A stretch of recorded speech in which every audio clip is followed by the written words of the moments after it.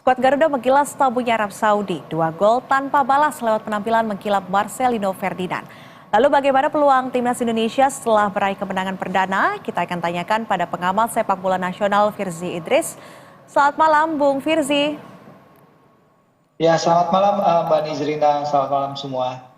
Ya, selamat malam. Bung Firzi, akhirnya Ya, Indonesia meraih kemenangan pertama di grup C babak ketiga yes. kualifikasi Piala Dunia 2006 zona Asia.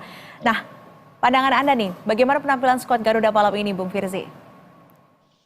Ya, ini pertama ini adalah kemenangan historis ya. Selamat bagi kepada pasukan Garuda dan pelatih Shin Tae-yong di tengah banyak pemberitaan terkait mereka.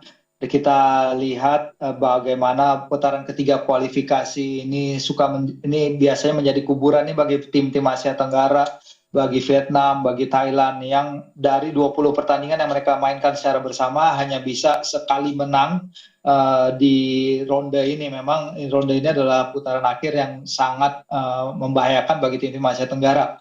Tapi pasukan Garuda tadi menang dengan layak, bukan menang kebetulan, bukan menang mereka mencuri kemenangan, tapi mereka menang berkat organisasi permainan yang apik, aksi pertahanan yang luar biasa, bagaimana Marcelino took his chances, bagaimana dia bisa memanfaatkan peluang sebaik-baiknya.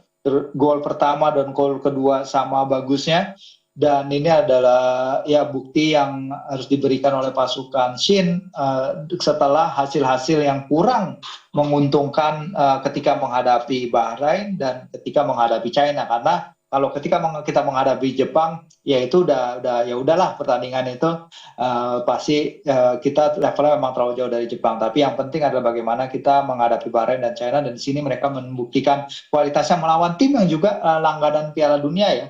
Tim yang pada Piala Dunia terakhir bisa mengalahkan Argentina, dan tim yang lolos ke Piala Dunia pertama kali tahun 1994, dan ketika itu bahkan berhasil menembus babak 16 besar. Ya.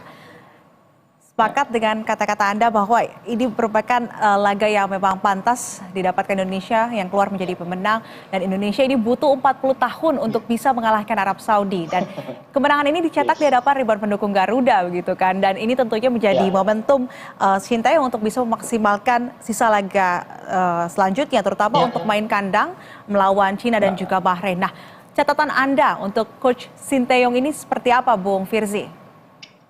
Ya, memang kita tahu dia under a lot of pressure ya, terutama setelah apa yang Pak Erik katakan sebelum pertandingan ya. Memang nggak mengidentifikasi nama individu bagi Coach Erik, bagi Coach Shin, tapi Pak Erik bilang bahwa ya saatnya singkirkan ego individual gitu, semua demi Garuda. Dan saya senang dalam pertandingan ini kita merayakan kemenangan bersama, anak-anak bertahan bersama. Seusai laga, Coach Shin juga sempat diangkat, dan Pak Marji juga sempat diangkat oleh para pemain Garuda gitu. Jadi kebersatuan dalam tim ini terlihat gitu, dan ini yang harus dijaga, dan ini yang harus kita pelihara untuk menghadapi persaingan yang tentu tidak mudah ke depannya. Jangan hanya karena kita mengalahkan Arab Saudi jadi kita otomatis akan bisa menang melawan Bahrain dan China. Optimisme itu boleh ada, tapi Lino bilang setelah pertandingan bahwa ya ini kita menang, tapi kita harus konsen ke laga berikutnya, karena itu yang terjadi setelah kita menghadapi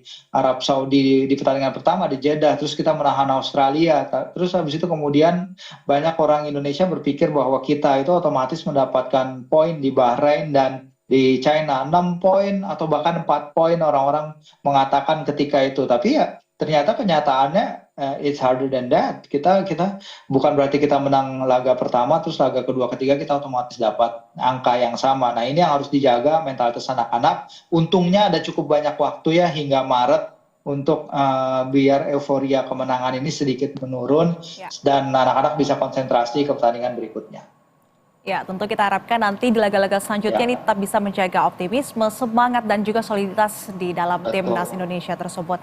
Terima kasih sudah berbagi bersama kami, pengamat sepak bola nasional Firzi Idris. Selamat malam dan salam sehat selalu. Ya, terima kasih semua.